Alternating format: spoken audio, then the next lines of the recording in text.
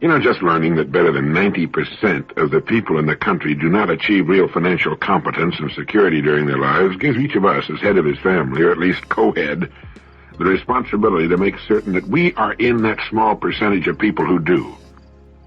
As George Bernard Shaw said one time, it is the duty of every man, the first duty of every man, is not to be poor. As it is written in the nature of man, freedom must be gained specifically against the obstacles and the conditions to which we're constantly exposed. And, two, achieving financial security is an excellent exercise in creative imagination. Considering the effects of unrelenting inflation and assuming that they will continue in the future as they have in the past, estimate how much money you think you and your spouse will need as income to live as you want to live at the time you pick for retirement. Now, if you want to go along with age 65, that's fine, but maybe you'd like to be financially set before that time. At any rate, pick the year and the income you want to be receiving by that time. You know what Social Security benefits are now, and they'll probably increase, but only along with inflation in the future.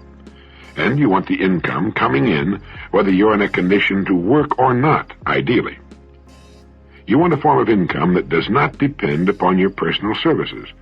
Now, you know how much you want coming in, and you know the year in which you want it to be there. Your problem is defined, and it's said that a problem defined is half solved. Let's say, too, that you yearn for the simple, uncluttered life. Maybe a small, attractive place in Florida or Southern California or Hawaii or maybe Costa Rica or the coast of Spain with a sailboat and the rest of your life to spend wearing an old pair of Levi's and a sports shirt and sneakers. Sound good? Well, it's quite within the realm of possibility. It's a game any number can play. Most people just don't imagine that it's possible, so they remove themselves from competition. Here's one excellent formula to use in helping your imagination come up with the idea that best fits your particular likes and talents. First, the problem or opportunity. Problems are unsolved opportunities. Then assess your education, your background, your qualifications. What do you do best? You may want to go right on doing it, but at the same time invest your money in something calculated to give you excellent prospects for growth. As our friend suggests in his book, Squeeze the Eagle Until It Grins, you might want to invest in good real estate, perhaps Florida real estate. Then when you're ready to retire, you can live off your income and just watch your investments. You see, with $10,000, you can leverage, $50,000, maybe $100,000 in real estate. When it grows to $100,000, you can leverage maybe $1 million or $500,000. With $1 million, you can leverage $10 million. If you're not interested in real estate, remember that each year most people spend 90% or more of their income on products and services. The country's business firms do the same thing. What can you do to earn enough out of all of those many billions of dollars spent every month to live the way you and your spouse want to live? Set aside an hour a day to invest in solving your future financial needs. I recently visited a friend who lives in a beautiful home in Fort Lauderdale, Florida. He brought out a dozen fine, enlarged, beautiful color photographs of his home and grounds, shots from every angle. There were aerial views showing his home situated on the waterway. We commented on how great they were, and he told us that they'd been taken by a man in a small helicopter who had taken them without my friend's knowledge or permission. He had paid about $200 for the set, and they were well worth the money. If he used them only in case he wanted to sell his house, they'd be worth many times what he paid for them. But in the meantime, they were great, framed in his family room and in his office. A person could make an excellent income doing no more than photographing homes, and if he happened to like living in Florida and flying around in a helicopter, he'd have an agreeable business indeed. It was an imaginative and successful enterprise for a person who likes and is good at photography. Actually, the photographer could be hired while the entrepreneur simply called on the owners of the homes and sold the sets of pictures. But there are thousands of ideas just as good and not nearly so imaginative. Opportunities go with problems. Violent crimes have increased more than 90% in the last 5 years. Violent juvenile crimes have increased 167% in the last 10 years, according to an article from the Los Angeles Times Service written by David Shaw and Bill Hazlett. We all are sickened by what we read every day in the papers and see on television. What can we do about it? Well, there isn't much the average family can do to change the national situation, other than lead honest and exemplary lives themselves. But the average family can make certain that its home is as safe as money and good judgment can make it. I'd guess that 90% of American homes are ill-protected against criminal marauders. Any thief or psychopath can enter the average home with ridiculous ease in minutes, and they do every day. And that's because practically all builders put cheap junk where there should be excellent first-class hardware on doors and windows. Now, good hardware is available. You can find it on the really fine, expensive, custom-built homes, but most people don't know about it. Practically all families can afford and would gladly pay for such hardware if someone would bring it to their homes and show it to them, displayed perhaps in an attractive case, along with a sales book showing the rate of increase of crime in the country, with newspaper clippings of robberies, rapes, and murders going on every day. The man of the house could install the hardware himself, or he could pay extra for your installer to do it for him. And not just for the doors, but for every window in the house. You know, there's window hardware that locks with a key, and which prevents a window from being opened more than is needed for ventilation. As soon as the would-be intruder finds it difficult to enter, as soon as he realizes he's up against first-class preventive hardware instead of the dime-store junk he's used to, he'll move on to easier pickings. Such hardware could be sold in any sizable community. In order to get it for my own home, I had to go to a great deal of trouble, do extensive research, make a couple of trips, and make dozens of phone calls. Whatever it is you have a knack for, or like very much to do, there's a way to turn it to substantial profit and financial independence. But it takes something that not one person in 1,000 will seriously tackle. It takes thought, time set aside for serious thought. Judge Learned Hand once wrote that we never see save through a glass darkly, and that at long last we shall succeed only so far as we continue to undertake the intolerable labor of thought, that most distasteful of all our activities. But hard as it is, distasteful as it may be, we need only do it until we've solved our own particular problem. And we solve our own particular problem by being of service to others.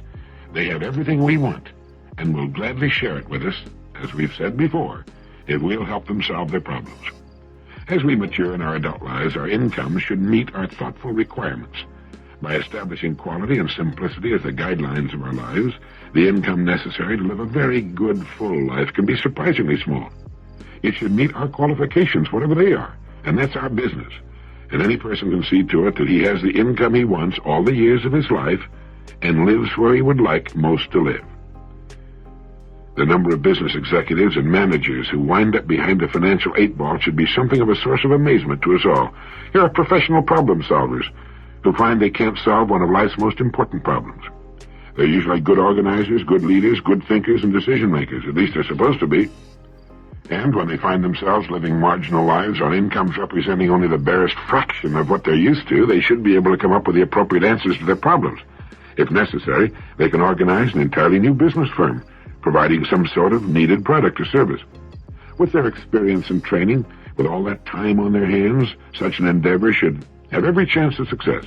However, should it fail, they'll probably be no worse off than before, and they can try again. It will also give them something exciting to fill their time, keep them in the swim of things. You know, Henry Ford was pushing 50 when he got started in the automobile business. A friend of mine started a brand new company when he was 65 and watched it grow during his lifetime to a $300 million a year institution. In fact, following retirement, it's quite possible for a person to do much better than he did during his regular working career. Today, millions live in cramped, crowded, crime-ridden, polluted cities only because of habit and the failure to use their imaginations. You hear people say, but what if everybody suddenly pulled up stakes and took off to some sunny, agreeable place to live? That's a ridiculous comment. The fact is that not everybody will. Everybody can, but everybody won't. If more people would, we'd see a more rapid decentralization of industry and a resulting better distribution of what's now a fairly stable population. The big, ugly cities grew on old trade routes at a time when transportation was limited to water and surface, mostly wagon and then rail transportation. Today, with air and truck transportation what it is, only a few major heavy industries remain near deepwater ports and near supplies of cheap fuel for power. The best estimates today indicate that all known reserves of fossil fuels will be depleted in 150 years. With the fusion process now only a matter of time, and with the deuterium supplies and seawater good for at least 1 billion years at a fraction of the present cost of coal and oil, and with practically no dangerous waste products, we're on the brink of a world revolution of ample power for all of the world's peoples. Moreover, with decentralization of our population away from the crowded cities, we live on 2% of the land, most of us, the industries and businesses which remain can transform those cities into clean, beautiful places in which to live.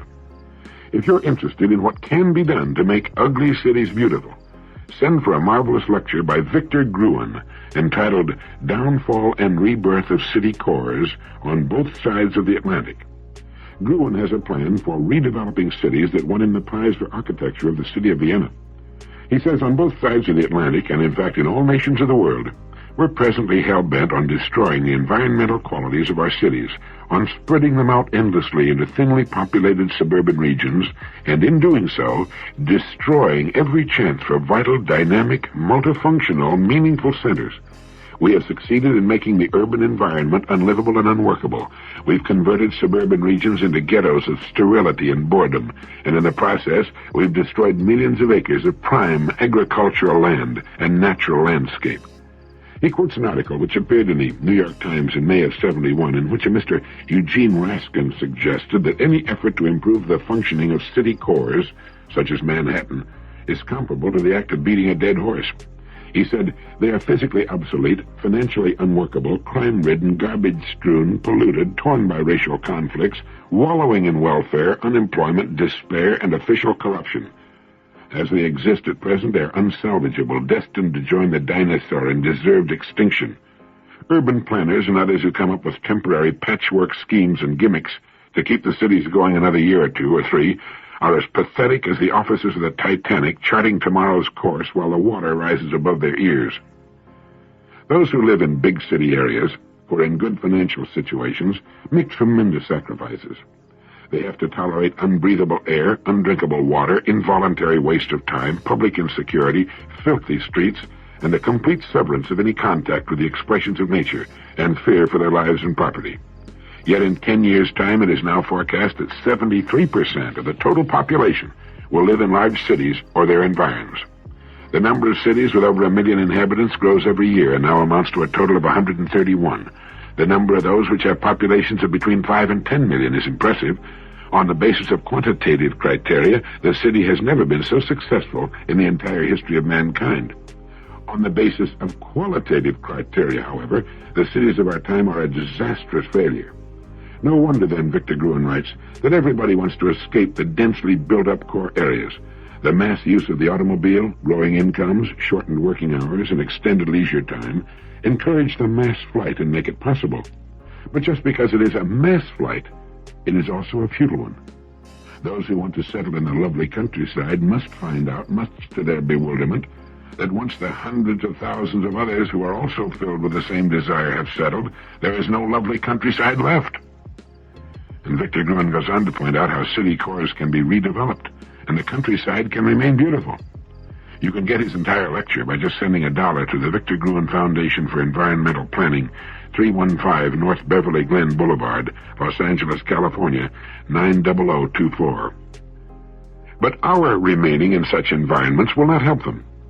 As Lewis Mumford suggested, each one of us, as long as life stirs in him, may play a part in extricating himself from the power system by asserting his primacy as a person in quiet acts of mental or physical withdrawal.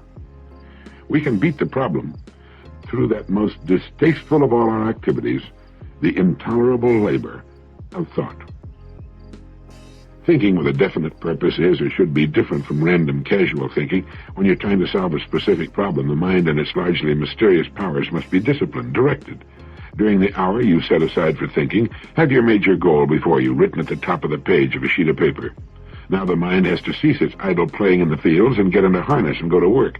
It must come up with possible solutions to the problem before it.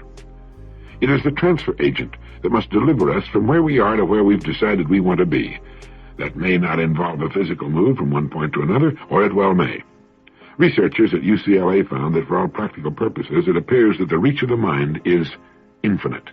And when they say the mind, they're talking about yours and mine. As you sit there with your goal before you and begin to try to come up with possible ways of reaching it, you'll notice a very sluggish reaction on the part of your thinking equipment at first. Creative people are familiar with this phenomenon. Like a child resting or at play, the mind resents being called to task and responds sluggishly like oil in sub-zero weather. Usually when it acts that way, most people simply let it go back to sleep. It has learned through many years of inactivity that hard work is not a part of life at all. Here it's important that you stay with it. Like doing push-ups for the first time, not much happens, and the results are disappointing, if not embarrassing. But daily effort soon finds us doing with ease what was at first difficult and awkward. Write down any thoughts the mind passes along.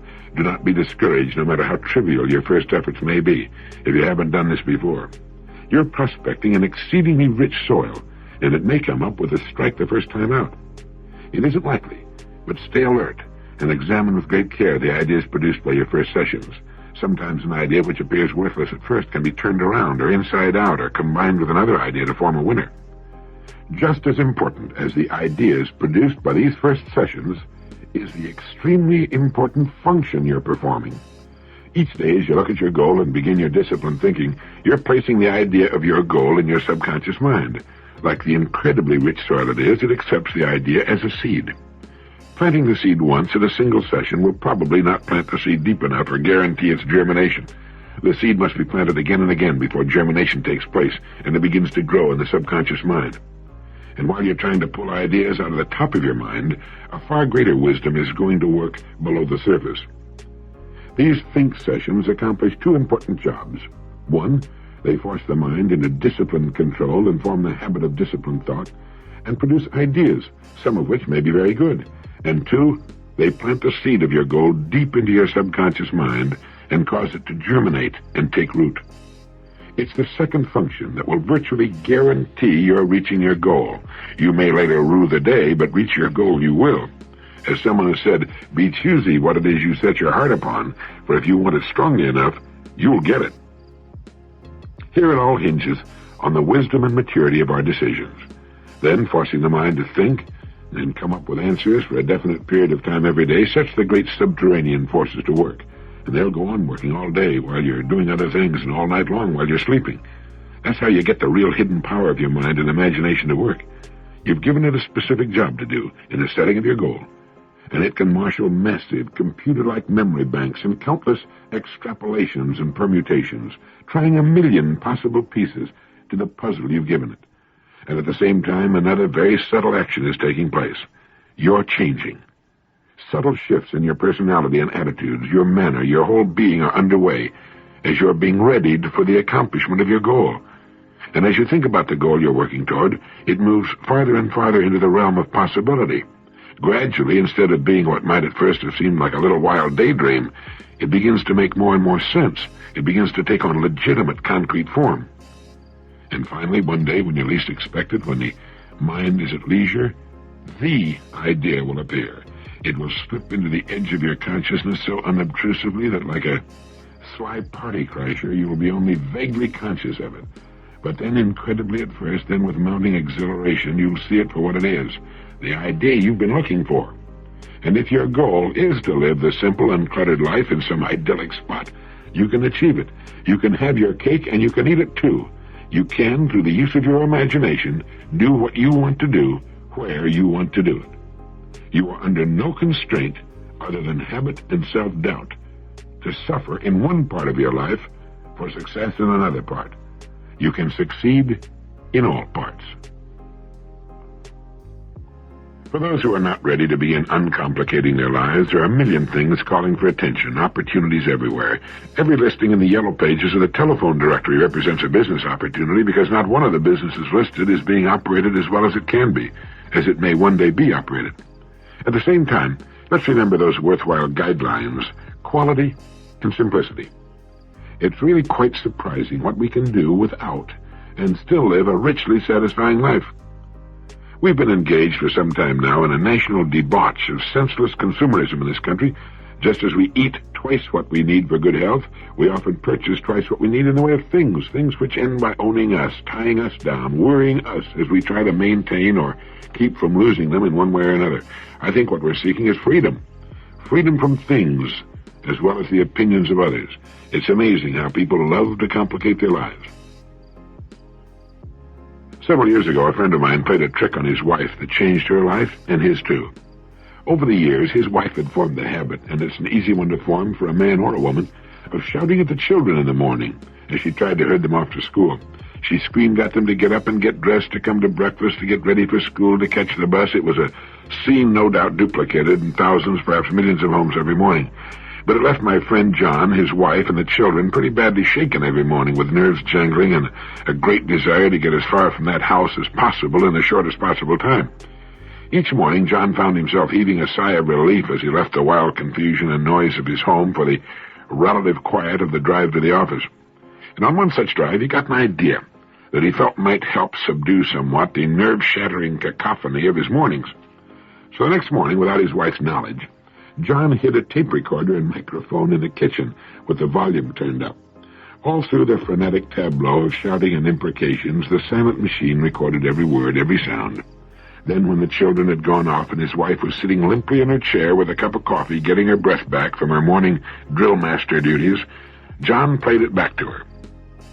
For a few moments, his wife looked at him in curious amazement. Then she suddenly realized that the strident, shouting, barking, unhappy voice was her own.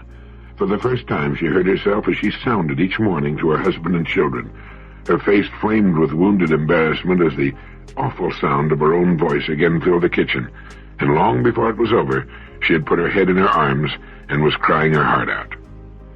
John turned off the tape recorder and put his arm around her, and when she raised her tear-streaked face to look at him, it was filled with resolve, and she said quietly, "John, I'll never make another sound like that as long as I live." The next morning, the neighbors must have thought this family had left town. The children were dumbfounded but delighted. Their mother was smiling happily. She spoke to them in normal, well-modulated tones. Everything went off like clockwork. And when the children, still dazed by the smiling stranger who looked like their mother, had left for school, John and his wife sat smiling over their coffee. He later said she told him that she'd never be able to thank him enough for bringing home that tape recorder. The great majority of people haven't the faintest idea of the image they project for the world to see and hear. That's why football coaches show their players the films of the preceding week's game. If you want to improve your golf, get someone to videotape your swing. See yourself as you really look, and you can see where you can improve, where you can perhaps slow down and become steadier, more rhythmical. But if you want to have some fun, surreptitiously record the voices of your family at mealtime. That includes your own. You'll all find it a very interesting experience, and it can be hilariously funny. Some time back, Thomas J. Fleming wrote a piece for Life magazine that had to do with an interview he had with Dr. Frederick J. Godet, director of the Laboratory of Psychological Studies at Stevens Institute of Technology. Dr. Godet is an expert on labor problems and absenteeism. Through his studies, it seems that Dr. Godet has become intimately familiar with germs, their oddities and strange habits. He discovered, for example, that germs can feel and act. He said studies show germs can tell one day of the week from another. They're aware of payroll accounting procedures and can even tell if an employee is happy or not, or if a boss is a kind or mean person. The doctor learned all of this while working on the problem of absenteeism, which costs the nation something in the neighborhood of $7 billion a year. It was discovered, for example, that while humans work a 5-day week with the weekend off, germs work just the reverse. Thursdays and Fridays are virtually germ-free days in industry, but the germs really go to work over the weekend and lay low hundreds of thousands of employees who don't show up on Monday. Yet in certain companies, the germs lay low on Thursdays, but go after the employees on Fridays. It was found that these companies paid on Thursday instead of Friday. Another curious fact was noted. Companies with liberal payment policies for absences due to illness had a 50% higher illness rate than companies with restricted sick leave policies.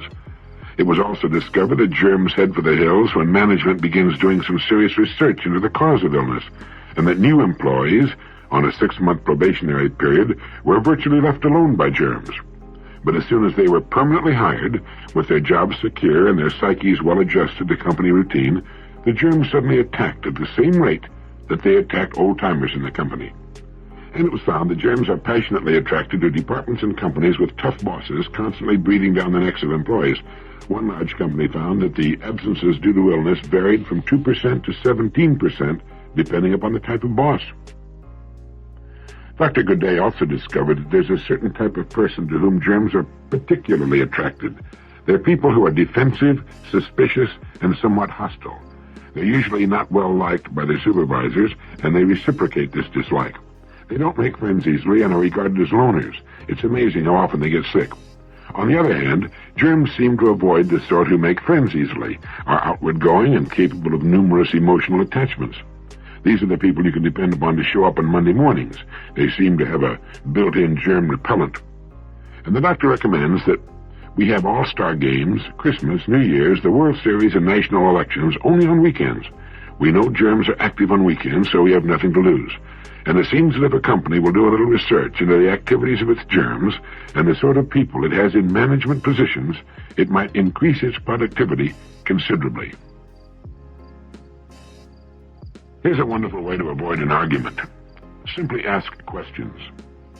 Instead of jumping in and disagreeing before you know any more about the subject under discussion than the other party, ask the other person to state his case specifically and to define his terms.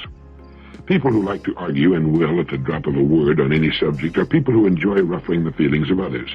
Willis Sloane once wrote an article entitled "Arguments Don't Win Friends," in which he points out that arguments are useless and largely ridiculous.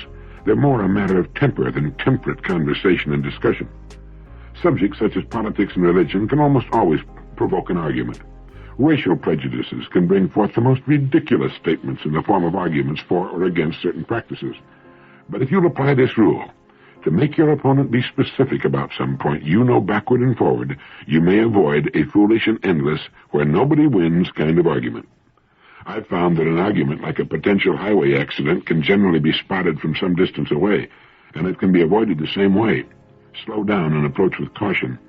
In conversation, as in your car, the worst danger is speed. It's pretty hard to get seriously hurt going 10 miles an hour, and you can avoid a serious argument that could lead to a lot of heartache by just being extremely careful when you come upon a situation that's likely to erupt into a serious argument.